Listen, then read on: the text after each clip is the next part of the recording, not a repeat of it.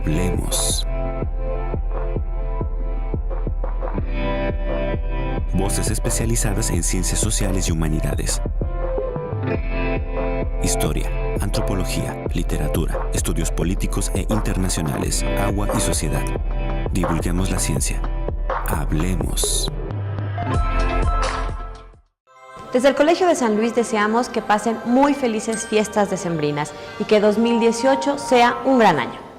¿Qué tal? ¿Cómo están? Muy buenas noches, bienvenidos a este espacio del Colegio de San Luis. Soy su servidora Lidia Huache y hoy vamos a tener un tema bien interesante. Le invito para que nos acompañe porque vamos a hablar de agua. Agua y sociedad es uno de los programas del Colegio de San Luis, pero particularmente nuestra invitada de hoy tiene un montón de temas de estudio bastante atractivos, interesantes, sí científicos, pero que nos los va a platicar de una manera muy sabrosa. Va a ver usted que le vamos a entender todos. Ella es la doctora Briseida López, a quien vamos a saludar el día de hoy. ¿Cómo estás, Briseida? Muy buenas noches. Hola, buenas noches. Muchas gracias por la invitación. Gracias por acompañarnos. Ahorita le vamos a platicar un poquito más de su trabajo. De hecho, va a ser parte de lo que estaremos conversando a lo largo de esta hora. Pero por lo pronto los invitamos para que vean ustedes una cápsula que nos platica brevemente su semblanza de qué estudió, qué ha estudiado, qué proyectos de investigación ha desarrollado y en cuáles está trabajando actualmente. Acompáñenos. Briseida López Álvarez es doctora en Ciencias Ambientales en el área de Geociencias por el Instituto Potosino de Investigación Científica y Tecnológica IPCIT. Actualmente se desempeña como profesora investigadora del programa Agua y Sociedad en el Colegio de San Luis. Es miembro del Sistema Nacional de Investigadores del Consejo Nacional de Ciencia y Tecnología, CONACYT. Es miembro activo también de la Sociedad de Especialistas Latinoamericanos en Percepción Remota y Sistemas de Información Espacial. Ha participado en estudios técnicos relacionados con el agua subterránea en el acuífero de San Luis Potosí. Se ha especializado en estudios de monitoreo y modelación de acuíferos, evaluaciones del cambio de uso de suelo apoyado en técnicas de percepción remota y sistemas de información geográfica, y su impacto en sistemas acuíferos en riesgo de minado y o contaminación, así como el cálculo del índice de pobreza de agua, cuyos componentes miden la disponibilidad del agua que tiene una población. Actualmente es la responsable técnica del proyecto Estudio Ambiental y Socioeconómico del uso y manejo del agua superficial y subterránea en la planicie de Río Verde, San Luis Potosí. Bien, escuchamos un poquito más acerca del trabajo de la doctora Briseida López. Ella, como ya escuchábamos, es investigadora aquí en el Colegio de San Luis.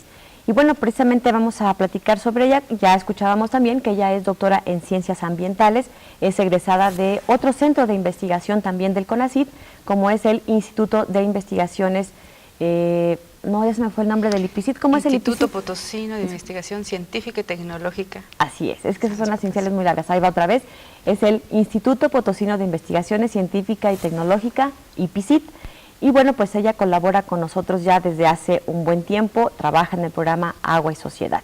Doctora, a ver, platícanos, ¿qué te dio por estudiar específicamente esto de ciencias ambientales? ¿Por qué te atrajo esta parte? Tu formación de origen es ingeniería civil. Así es, yo inicié trabajando el tema del agua desde la ingeniería.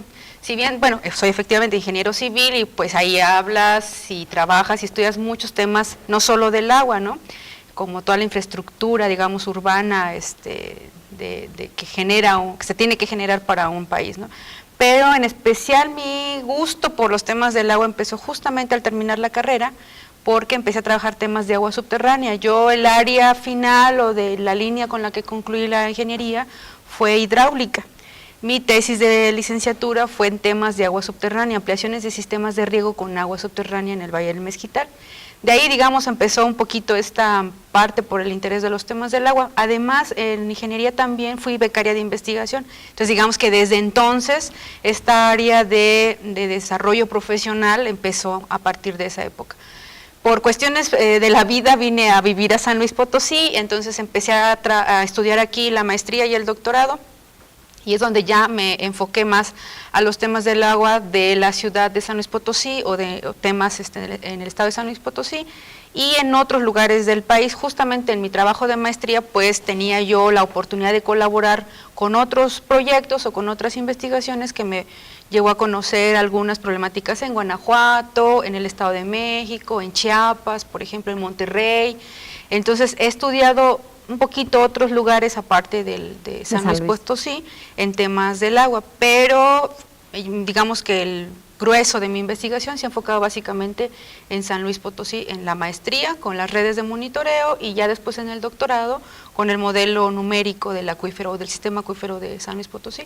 Y bueno, a partir de eso pues he podido colaborar, como te digo, en otras investigaciones, aparte de lo que yo propiamente he estudiado en la maestría y en el doctorado. Bueno, como ya escuchábamos también hace un momento en la semblanza, tiene que ver sus estudios o parte de su trabajo es en estudios técnicos relacionados con agua subterránea en el acuífero de San Luis Potosí, estudios de monitoreo y modelación de acuíferos. Entonces, antes que nada, explícanos qué es un acuífero. Bueno, un acuífero es una unidad geológica que es capaz de almacenar agua. Hay diferentes clases de acuíferos, pero digamos en particular en el acuífero de San Luis Potosí, esta es una unidad geológica que ha sido capaz de almacenar agua a través de miles de años, y que esta agua es económicamente posible de ser usada. ¿Por qué económicamente? Porque es posible perforar, extraer y usarla, ¿no? Tener un uso aprovechable, porque hay otros acuíferos que te permiten sacar esa agua, pero no se vuelven a recuperar, por ejemplo, o son acuíferos que les llamamos confinados, que es, a veces incluso podríamos decir que no puede ser usada esa agua. Entonces, aunque esté ahí el agua en esa unidad geológica, no puede ser susceptible de extraerla, pero entonces por eso viene el término económico, porque es posible de extraerla y tener algún beneficio para la población, alguna actividad económica. Entonces, es un reservorio de agua subterráneo, digamos, en términos más sencillos de entenderlos, ¿no? Bueno, porque vamos a estar platicando de los acuíferos, entonces para irnos entendiendo. Pero antes quisiera que nos platicaras un poquito, vamos a aventarnos el comercial completo, de la MAGESA, de la Maestría en Gestión Sustentable del Agua. Hace algunas semanas apenas acabas de dejar de ser coordinadora de esta maestría, que recién abrió su ingreso para esta generación que comienza justo en estos días, en agosto de 2017. Platícanos qué es la Maestría en Gestión Sustentable del Agua que se ofrece en el Colegio de San Luis. Bueno, esta maestría forma parte del programa Agua y Sociedad. Es una maestría de tiempo completo, CONACYT, el programa es un programa de PNPC, de Padrón Nacional de Calidad, donde la maestría ahora está, digamos, con la categoría de consolidado. Eso es bueno para el nivel de investigación, tener esta categoría. Esta convocatoria, justamente como acabas de decir, se acaba de cerrar, vamos a recibir en el mes de agosto, en los próximos días ya, a nuestra nueva generación. Se abre convocatoria bianual. Los chicos que deciden entrar a esta maestría, que pasan este proceso de evaluación y son ingresados, estarán con nosotros durante 2 años de tiempo completo, dedicados a investigaciones enfocadas o relacionadas con el agua. Pero no solo el agua, sino con temas como territorio, como equidad, políticas públicas, historia ambiental. Entonces, digamos, el eje sí es el agua, pero con su vínculo con temas sociales, de política, de gestión, ambientales, de territorio. Entonces, digamos que abre un abanico de posibilidades a diferentes disciplinas. Hemos tenido, por ejemplo, en nuestras generaciones pasadas, administradores, geógrafos, historiadores, biólogos, comunicólogos, por ejemplo. Entonces, da posibilidad a diferentes áreas o a diferentes disciplinas poder trabajar o investigar temas relacionados con el agua, ¿no? Y también otra cosa que hemos tenido la oportunidad de recibir, no solo a chicos potosinos o locales, como les llamamos, ¿no?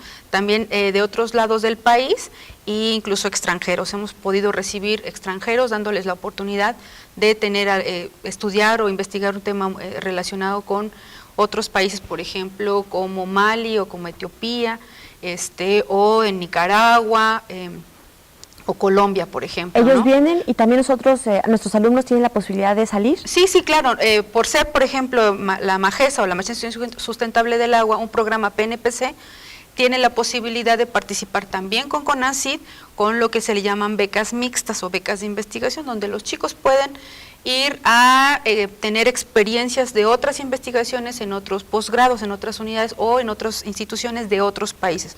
La intención de estas becas es que ellos vayan a estos lugares, enriquezcan su investigación a partir de, digamos, la experiencia que se tiene en otros lugares o investigadores que están desarrollando temáticas similares y que les daría la oportunidad a los estudiantes, pues, de conocer, digamos, otras formas de hacer investigación, ejemplos que enriquezcan sus propias investigaciones y, bueno, la propia experiencia de estar colaborando con otros grupos de investigación, eso fortalece y les da un plus, digamos, a los chavos, ¿no?, de haber vivido esta experiencia de intercambio con otras instituciones. Y bueno, ya nos mencionabas, hay 3 líneas de investigación, no necesariamente es el agua y los acuíferos desde un punto de vista muy técnico, al contrario, al ser el Colegio de San Luis un centro de investigación dedicado a ciencias sociales y humanidades, tiene precisamente estas líneas, ¿no? Una se llama Territorio, Sustentabilidad y Medio Ambiente, Así es. La otra es Equidad, Culturas y Políticas del Agua, y una más que es Historia Ambiental y Aprovechamientos Hidráulicos.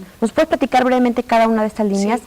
La línea de territorio, como en su nombre más o menos ahí viene implícito, justamente empieza, o su prioridad, digamos, o su objetivo es estudiar procesos en un espacio, ¿no? Procesos con las comunidades, de vinculación del agua con estos espacios que se construyen a partir de una comunidad, de una población, una ciudad, cómo esas relaciones espaciales van generando ciertas dinámicas y que tienen que ver con la gestión del agua, la disponibilidad del agua, digamos, el enfoque es el territorio, ¿no? Porque no, por ejemplo, no es lo mismo, ¿no? El agua, perdón, en la Huasteca, donde la encuentras a lo mejor ahí en un río a 3 metros y excavas tantito, a la del altiplano, donde pueden pasar meses o años sin lluvia y donde es escasa, donde no se consigue, donde además pues no es de la misma calidad. Sí. ¿A eso se refiere un poco con...? Sí, porque, digamos, la línea o el eje de investigación es esto, ¿no? El espacio, el territorio. Cómo a partir de estas relaciones espaciales, construcciones de territorio con la población, se van generando dinámicas, digamos, de acceso al agua, ¿no? Ese es digamos, el enfoque o la línea principal de la investigación. Minuto, porque me están diciendo que tenemos que ir a corte, equidad y culturas y políticas del agua. Tiene que ver básicamente con la gestión. También, yo creo que los títulos de las líneas van marcando más o menos el eje central, digamos, de las investigaciones que se hacen en esas líneas.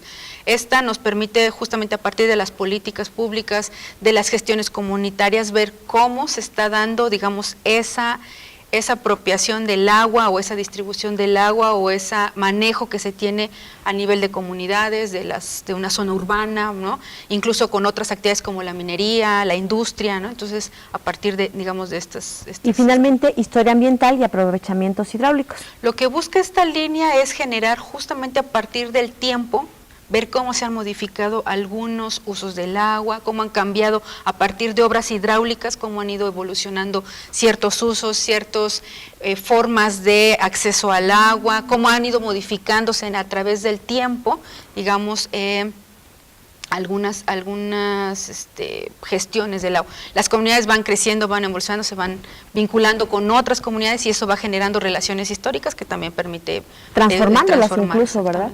Vamos a ir a una breve pausa y regresamos. Estamos aquí en Hablemos, el espacio del Colegio de San Luis. Agradecemos, por supuesto, a Canal 9 por este ejercicio de comunicación. Hacemos una breve pausa y continuamos.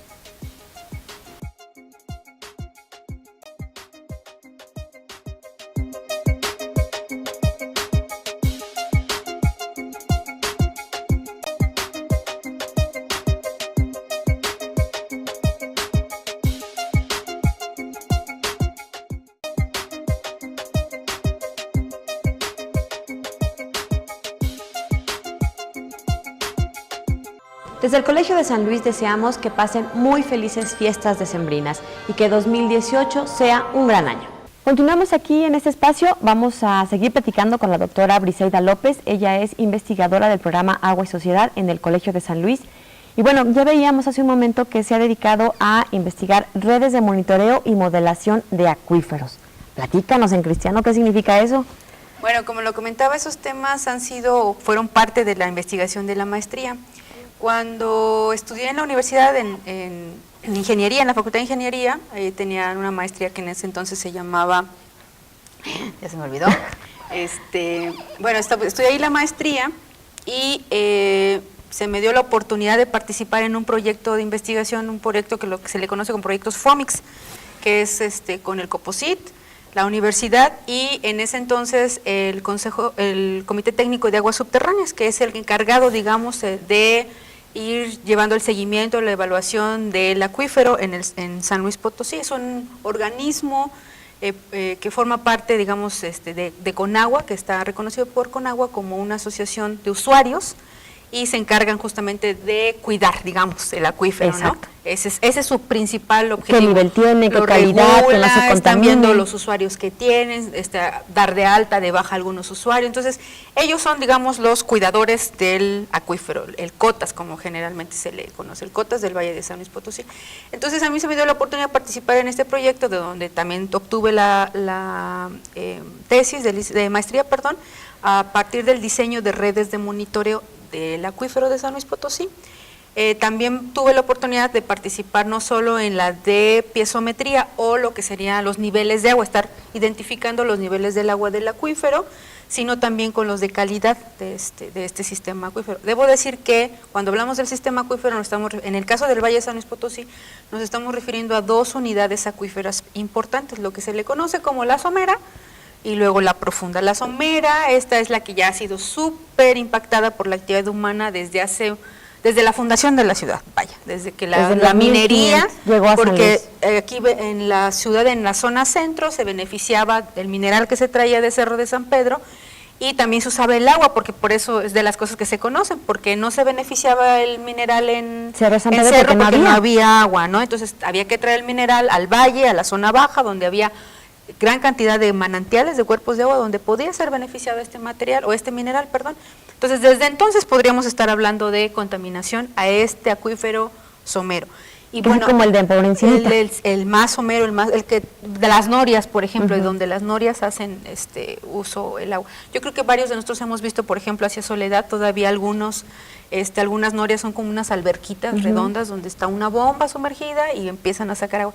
Este acuífero, como te digo, ya ha sido demasiado impactado por la actividad humana desde hace muchos años, de tal manera que a la fecha ese acuífero ya no es susceptible de ser aprovechado para el consumo humano. Se puede usar para otras actividades como la agricultura o como para la actividad pecuaria, los animales, darle agua a los animales, o para el uso industrial, algunos usos industriales podría ser también, pero no para el consumo humano, porque ya tiene muchos contaminantes. Y luego está la otra unidad, que es la profunda, esa es de la que nosotros tomamos el agua, porque de ahí la sacan, la potabilizan y llega a nuestras casas, ¿no? Para los servicios público-urbanos, para la industria, eso también, y para también la agricultura, en menor medida, pero también sigue siendo usada para la agricultura. Entonces, la idea de estas redes de monitoreo era justamente evaluar cómo van evolucionando los niveles del agua en los dos acuíferos. Por otro lado están las redes de calidad, justamente para evaluar los contaminantes o algunos contenidos de algunos elementos naturales como el flúor, en el caso de San Luis, que es muy importante estar midiendo el flúor en el agua. Para eso nos servían las redes. En ese momento se diseñaron con ese objetivo de, a partir de un diseño se llama geoestadístico porque va a ser a partir del espacio, geoespacial, se van a tener identificados los pozos que nosotros nos van a servir para ir y tomar una medida, ya sea del nivel del agua o de calidad del agua. Pero esta red lo que nos permitía, aparte de tomar esos datos, era con la metodología que se desarrolló, nos permitía optimizar, por eso era una red de monitoreo óptima para el sistema acuífero. Y es porque generalmente a veces estas redes dejan de funcionar porque no hay dinero para operarlas, ¿no? Porque no tenemos la posibilidad de monitorear todos los pozos. Nosotros, por ejemplo, nuestra base de datos inicialmente que teníamos eran 120 pozos. Imagínate estar monitoreando 120 pozos, eso implica persona, vehículos, gasolina. Entonces, generalmente no hay ese dinero. Entonces, optimizar era con el menor número de pozos tener la mayor cantidad de información. Y eso fue lo que se hizo con las redes de monitoreo de piezometría o niveles del agua y de calidad. Y participamos, en mi caso, como estudiante de maestría, hubo estudiantes de doctorado y también de licenciatura, una estudiante de Zacatecas. En su momento la chica se vinculó también con el proyecto y pudimos nosotros, digamos, desarrollar estas redes de monitoreo. ¿Hay de hoy algunos hallazgos o algunos datos que hayan ya obtenido a partir de toda esta red que se operó, que se empezó a operar? Bueno, la finalidad de estas redes era, como te digo, tener el seguimiento. Se le entregó en su momento al COTAS, que eran los que la iban a operar. Desafortunadamente el COTAS dejó de funcionar por algún momento, ha tomado otra vez, después de casi 10 años, actividades, y desafortunadamente nos hemos dado cuenta de que los niveles, por ejemplo, han bajado, han descendido. ¿Los niveles de los pozos? Sí, de los general pozos. En general del acuífero. acuífero.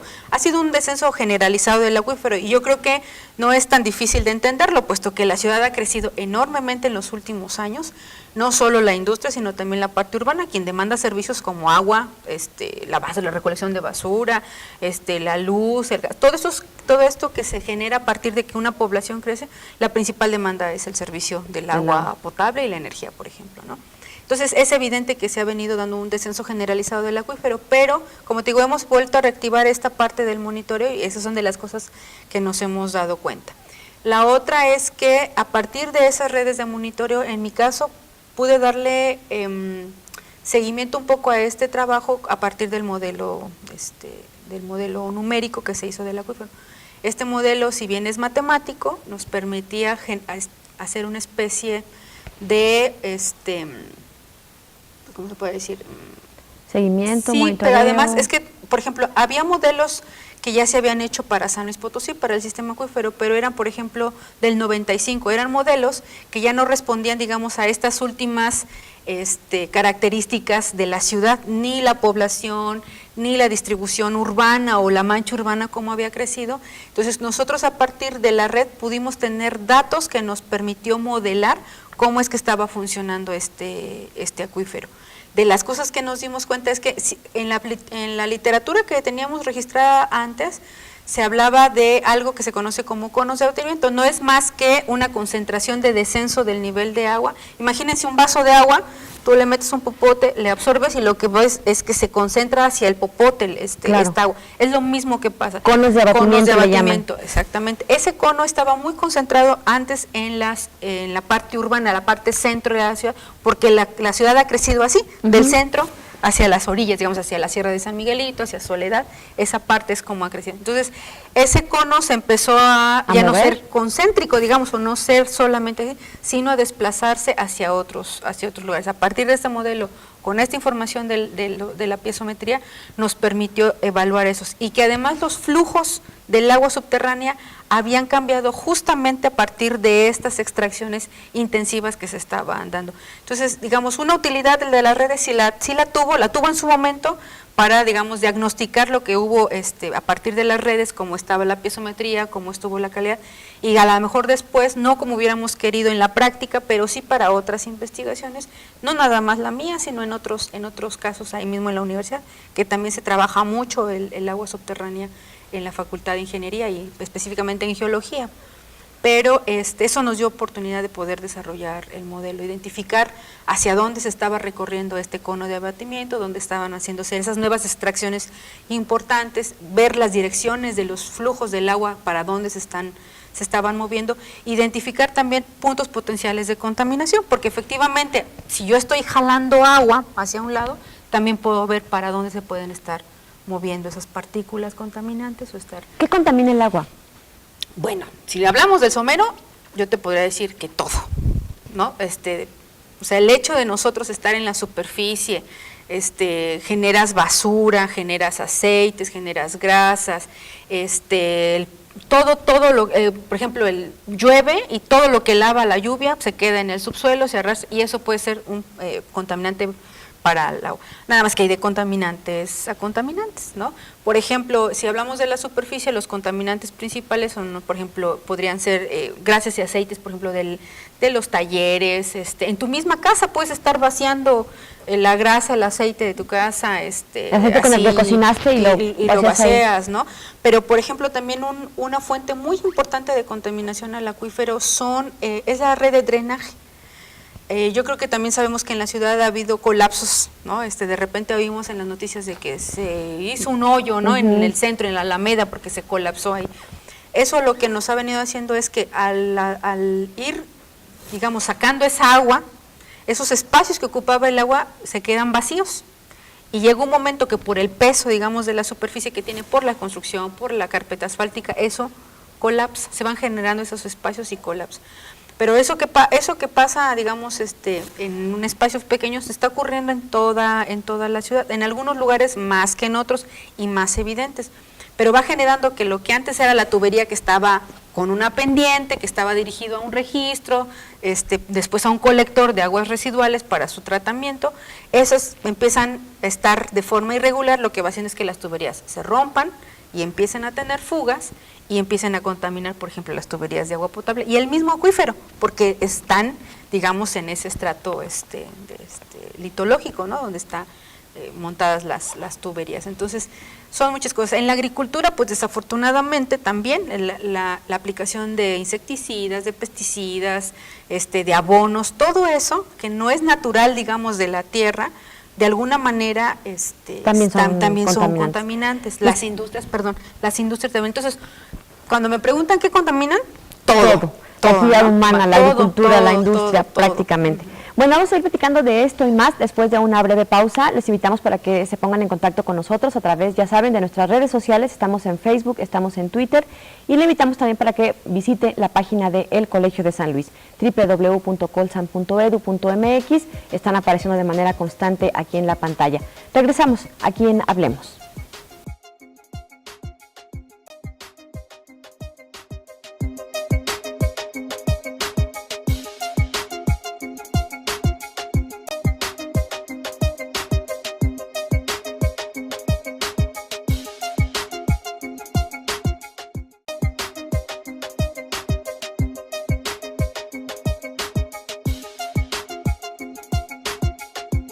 Desde el Colegio de San Luis deseamos que pasen muy felices fiestas decembrinas y que 2018 sea un gran año. Continuamos aquí en el espacio del Colegio de San Luis. También estamos agradeciendo a la biblioteca que nos permite grabar aquí estas entrevistas. Ya vamos a cambiarle de locación, van a ver, muy pronto ya vamos a estar en otro espacio para seguir presumiendo nuestro edificio, nuestras instalaciones, la infraestructura que está al servicio de todos ustedes. Somos un centro público adscrito al CONACYT, así que bueno, todo lo que está aquí, por supuesto, está a disposición de alumnos, estudiantes, interesados, investigadores en las ciencias sociales y las humanidades. Bueno, vamos a continuar con nuestra charla con la doctora Briseida López y, bueno, pues nos estaba platicando un poco sobre lo que eran estas redes de monitoreo que nos han permitido, bueno, a los especialistas, ¿verdad? Les ha permitido darle seguimiento, pues, a todo esto que pasa abajo, ¿no?, con el acuífero. Platícanos ahora sobre este tema que también ha sido parte de tus investigaciones, evaluaciones de cambio de uso de suelo. Ahí particularmente han sido evaluaciones apoyadas pues en percepción remota y sistemas de información geográfica, que hoy nos vas a explicar también qué diantres es esto. Ok, bueno, sí, efectivamente, yo creo que han sido temas que de alguna manera han surgido pues como en consecuencia, cadena, ¿no? Se han estado sí, vinculando. porque efectivamente la necesidad de buscar explicaciones a los temas me ha llevado a tener la oportunidad de explorar, digamos, otras formas de obtener datos para mi investigación. Por ejemplo, a partir de la evaluación del cambio de uso de suelo, yo empecé buscando cosas históricas, ¿no? Me decían, aquí antes eran, yo no soy originaria de San Luis Potosí, cuando me contaban que había manantiales y que la corriente y que el río Santiago así era caudaloso, yo decía, pero claro que no. Menos si lo ves ahora, sí, nada exactamente, más, ¿no? Entonces, difícilmente en una región que se reconoce semiárida o con climas áridos, pues yo decía, manantiales, me suena medio raro, ¿no? Porque ubícanos ahí en el centro, por donde está Uresti con Carranza, ahí era una corriente, ¿no? Es que la zona, el primer cuadro de la ciudad eran manantiales, por eso lo que hablábamos hace rato de la minería. Los españoles se traían el mineral acá porque yo le decía en algún momento a algunos amigos, cada casita tenía su ¿cómo se llama?, su noria y su manantial prácticamente, ¿no? Lo que pasa es de que digamos, hablando del acuífero, por ejemplo, el acuífero no había sido lo suficientemente explotado, entonces lo que había pasado es que estaba saturado el acuífero de agua y permitía tener en algunos lugares esos afloramientos a partir de los manantiales. ¿Eran huertas todo esto? Bueno, ¿no? Bueno, inicialmente no, porque si te recordarás, digo, no, mi especialidad no es la historia, pero me ha tocado leer algunas cosas. Estas tierras eran de los guachichiles, entonces no era propiamente una población instalada, ¿no?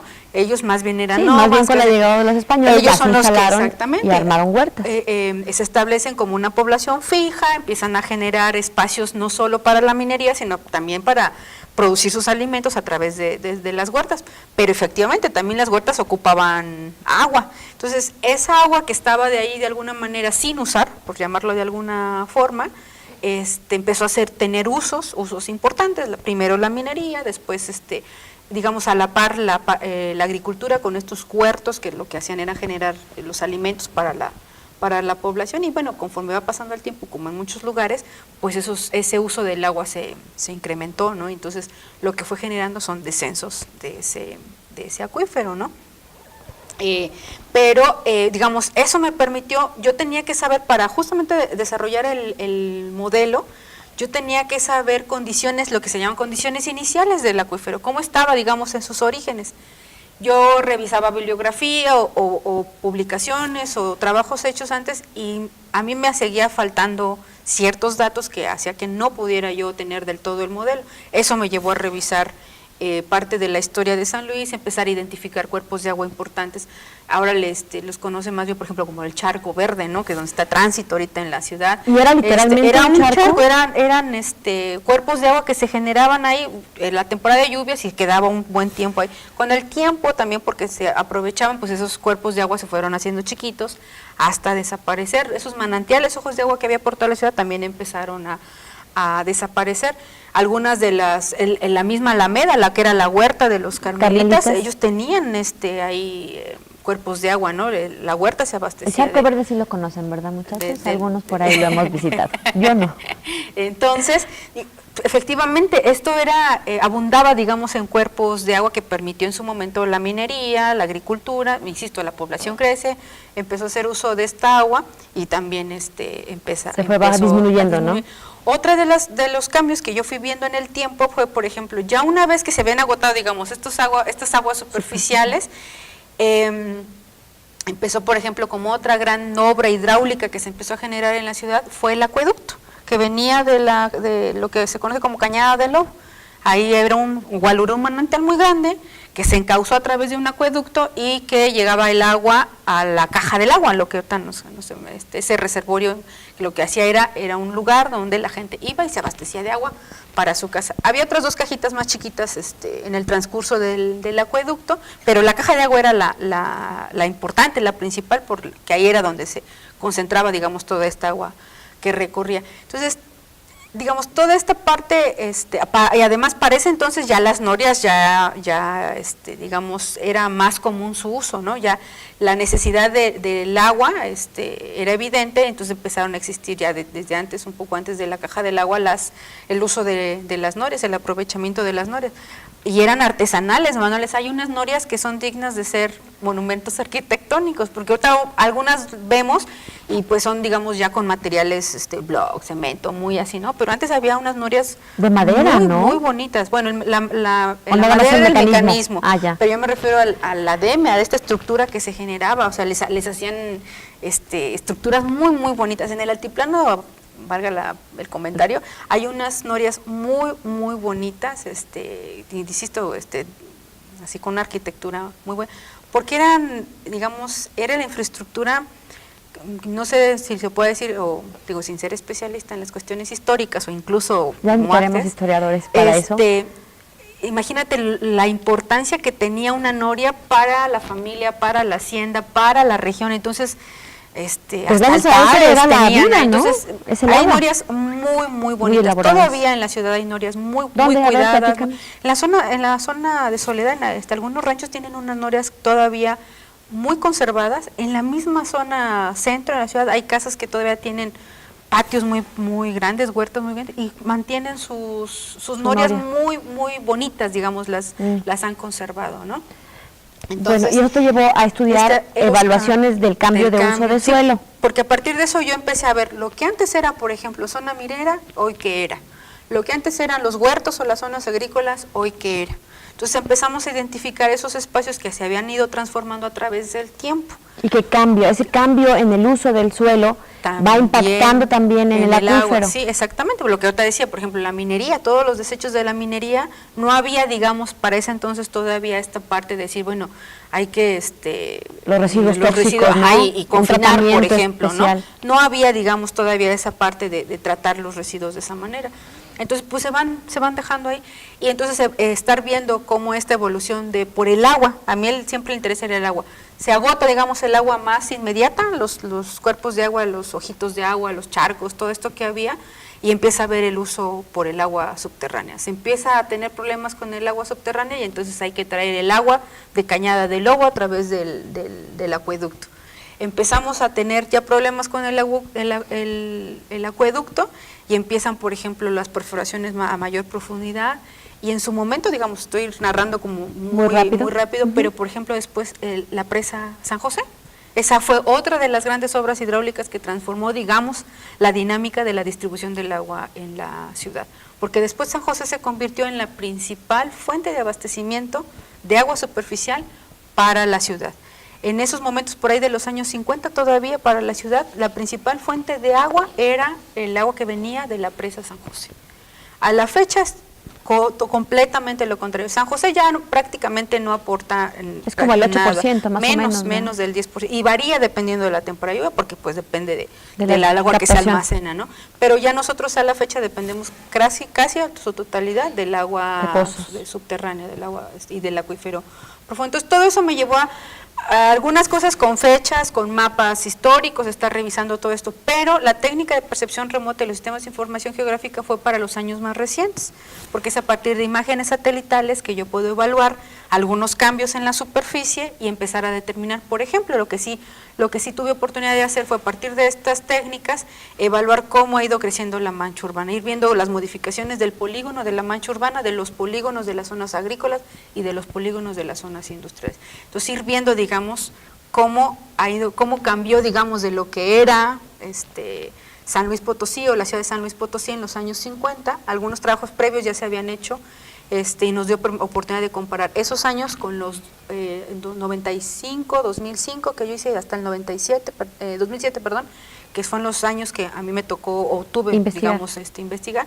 e ir haciendo esa secuencia, digamos, de ver cómo ha ido modificando. Insisto, también trabajos previos que ya se habían hecho nos sirvieron de referencia para ir viendo estos cambios, ¿no? Esta evaluación tengo yo aquí en mis notas que permitió identificar los cambios precisamente de uso de suelo urbano, agrícola, industrial o zonas de vegetación natural para identificar esta influencia, ¿no? Cómo ha impactado en el sistema acuífero de San Luis Potosí, con la finalidad precisamente de apoyar el desarrollo del modelo numérico del acuífero. ¿Qué es el modelo numérico del acuífero? Nos lo platicas regresando de la pausa y vamos a continuar. Todo esto y más se investiga precisamente en el programa Agua y Sociedad del Colegio de San Luis, y bueno, pues son un buen número de investigadores.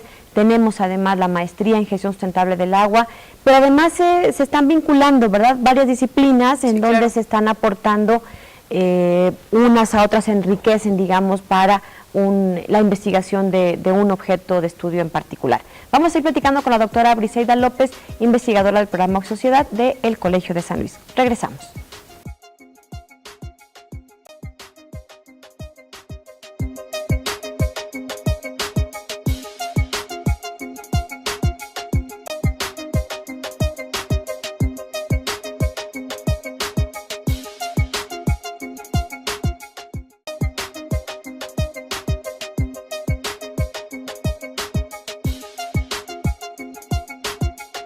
Desde el Colegio de San Luis deseamos que pasen muy felices fiestas decembrinas y que 2018 sea un gran año. Bien, continuamos con nuestra charla con la doctora Briseida López y quedamos, antes de irnos a la pausa, de que nos iba a explicar muy brevemente cuál es el modelo numérico del acuífero, porque ya veíamos que en esta evaluación que hizo sobre el cambio de uso de suelo, permitió identificar los cambios de uso de suelo agrícola, urbano y zonas con vegetación natural para identificar su influencia en el sistema acuífero de San Luis Potosí, con la finalidad de apoyar el desarrollo de este modelo numérico del acuífero. Ok, bueno, Voy a tratar de ser un poquito clara en lo del modelo, me cuesta trabajo. Y breve, doctora, porque sí, este nada es el más, último bloque. nada más. Bueno, ese modelo lo que intentaba es hacer un ejemplo o ejemplificar la estructura del acuífero.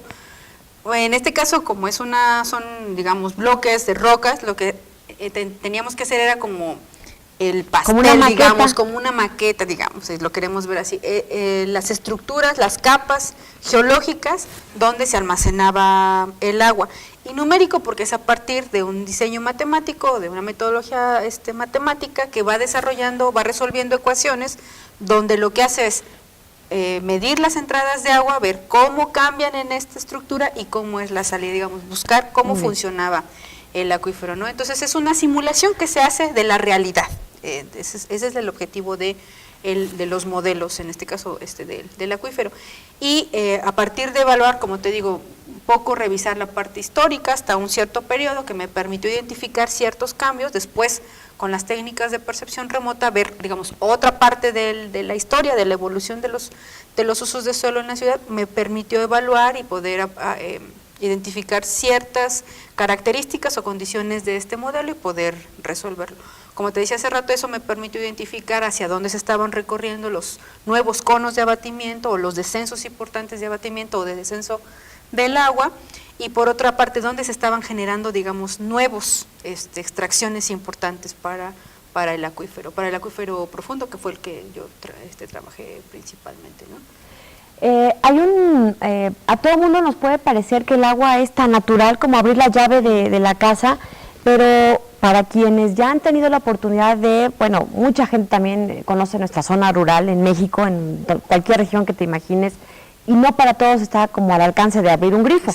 Para mucha gente es de difícil acceso, no te llega tan fácil, o tienes que caminar hasta kilómetros para conseguir un par de cubetas, para llenar un tambo. No solo es hablar de la pipa por teléfono y que pase y te llene tu aljibe.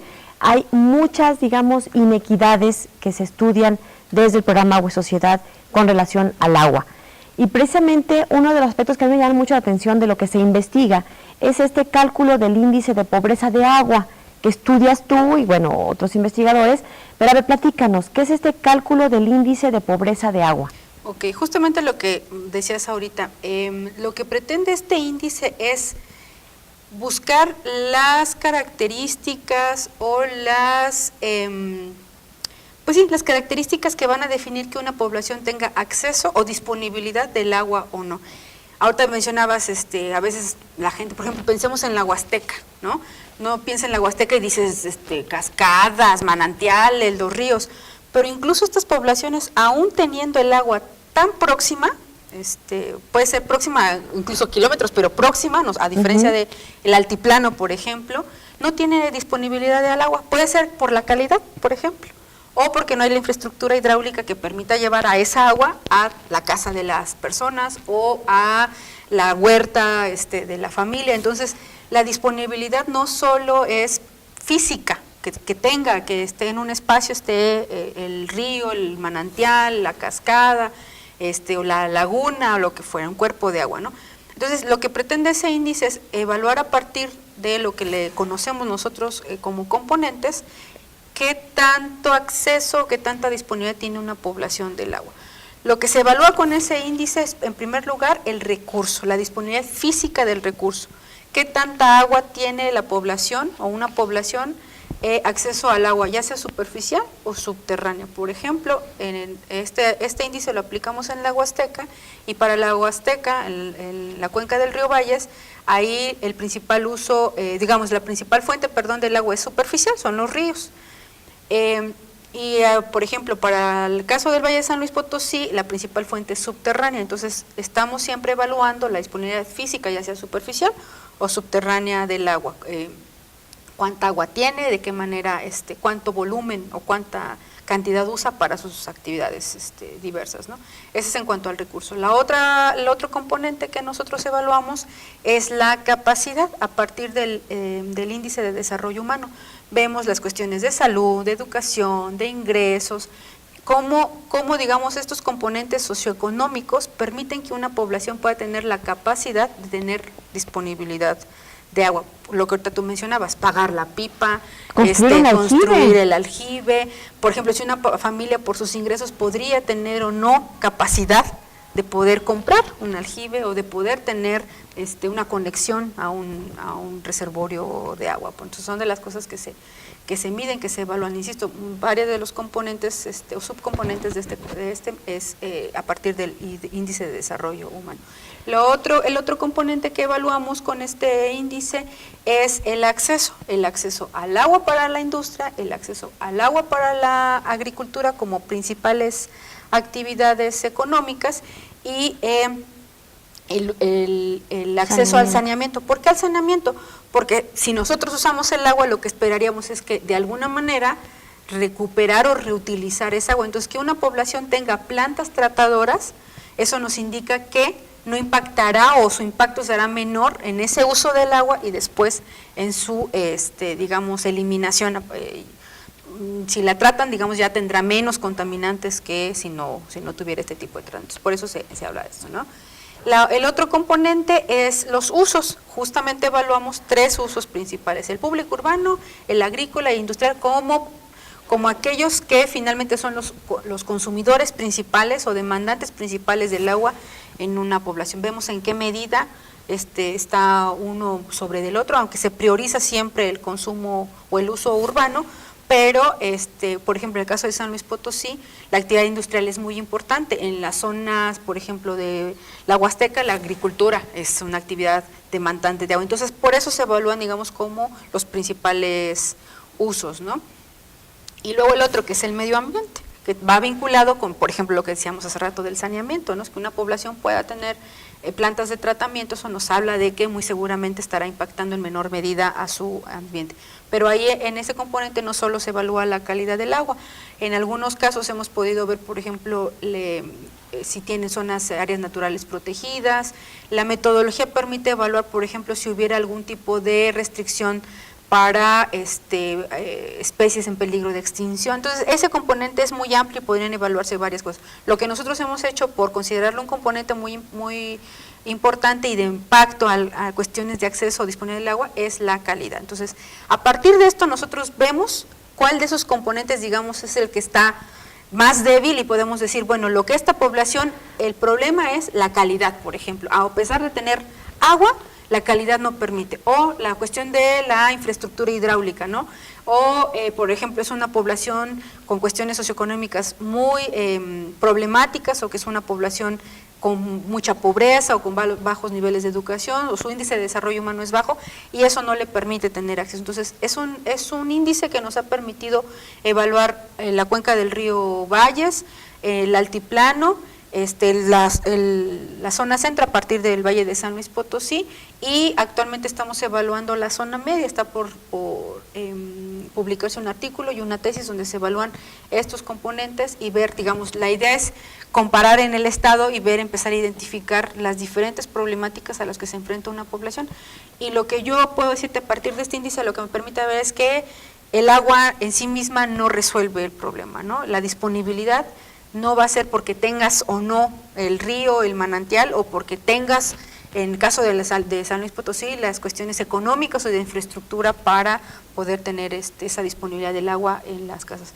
Son diferentes componentes o factores que determinan que una población tenga o no esa disponibilidad de agua, ¿no? Entonces es muy interesante porque no solo es la parte muy técnica, si nos viéramos, por ejemplo, el acuífero o los ríos, estar midiendo, sino evalúa también la problemática. Entonces, ha sido un buen ejercicio de estar vinculando temas muy técnicos, si lo queremos ver así, a partir de la calidad o de los acuíferos o del río o de los cuerpos superficiales, sino también cómo las características económicas y sociales de una población van determinando esta condición de pobreza de agua, ¿no?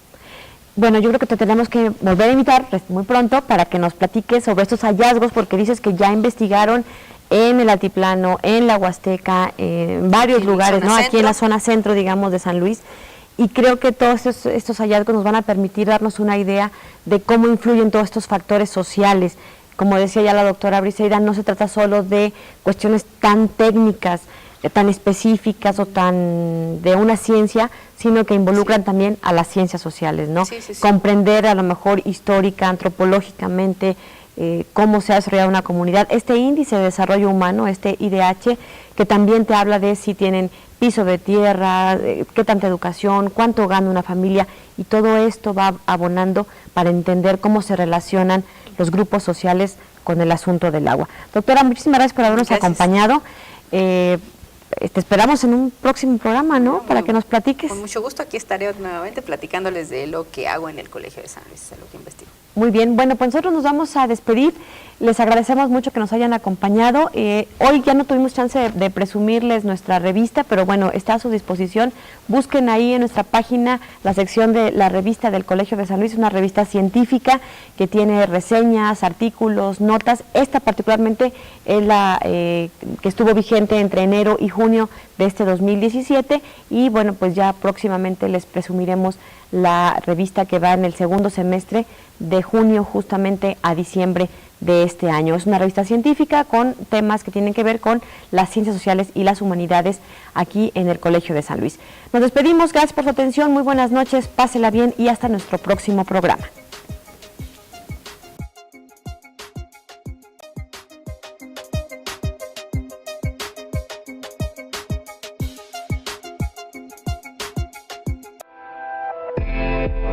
Hablemos. Voces especializadas en ciencias sociales y humanidades. Historia, antropología, literatura, estudios políticos e internacionales, agua y sociedad. Divulguemos la ciencia. Hablemos.